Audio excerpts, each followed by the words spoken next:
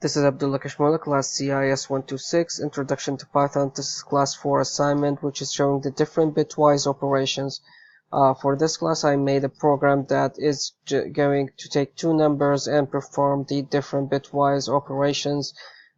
First is going to represent the numbers in binary, then it's going to perform the AND operation, showing the numbers in binary and decimal just to show the difference that happened in the output, and the same for the OR, and it's going to perform the XOR2 on the two numbers, and each number is going to perform the ones complement, the left shift, and the right shift.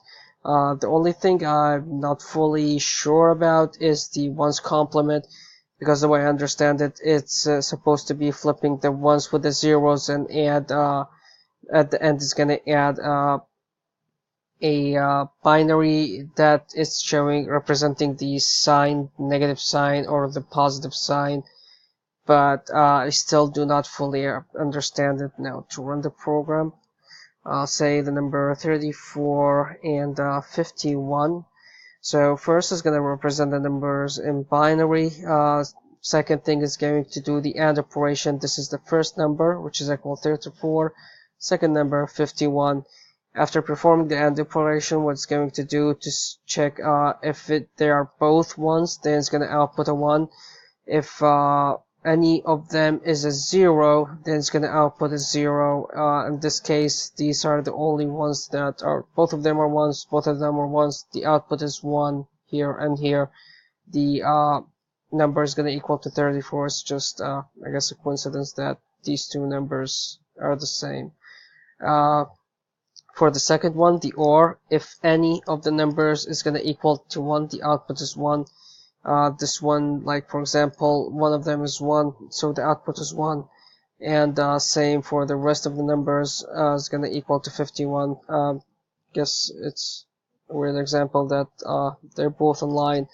For the XOR, if the input is different, then it's going to equal to 1. If it's the same, it's going to equal to 0. For example, 1 and 1 is going to equal to 0, but it's not showing in here. It removed the zeros on the left.